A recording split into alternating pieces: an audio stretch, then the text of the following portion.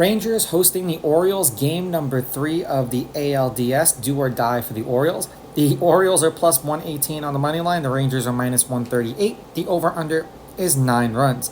The Orioles getting a run and a half on the run line are minus 178, meaning if you bet them that way and they win this game outright, you win.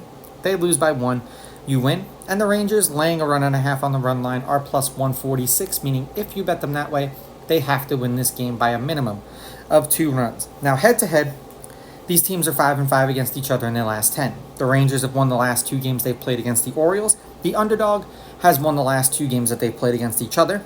The underdog is 8-2 on the money line, and the underdog getting a run and a half on the run line is 9-1.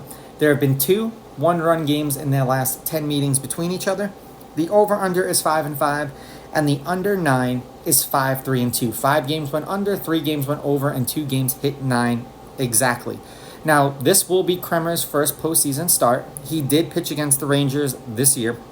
6 1/3, 3 runs, 3 earned. They lost that game 5-3, and he struck out 5. They're 4-1 in his last 5 starts. He's got an ERA of 1.8, averaging 4 1/3 innings pitched and 4.6 strikeouts per game in those games.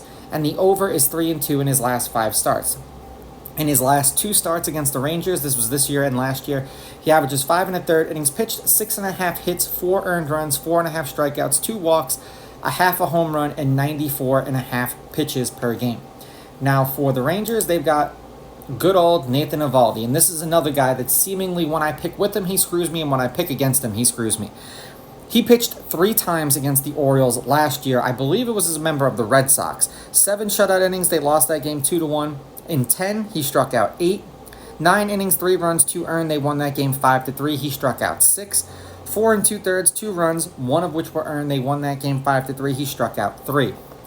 The Rangers are 4-1 in his last 5 starts. He's got an ERA of 3.6, averaging 4 2/3 innings pitched and 5 strikeouts per game in those games. And the over is 4-0-1 in his last 5 starts. In his last 3 starts, law of averages, against the Orioles, all of them were with the Red Sox last year. 6 2/3 innings pitched, 5 hits, 1.7 runs, 1 of which was earned, 5.7 strikeouts, 0.3 walks, 0.3 home runs, and 91.7 pitches. This is more so of me not really trusting Kremer, even though he didn't Eovaldi. He did pitch once this postseason, 6 2/3, 1 run, 1 earned. He struck out 8 versus the Rays, but seemingly every time I keep picking him, he gets me.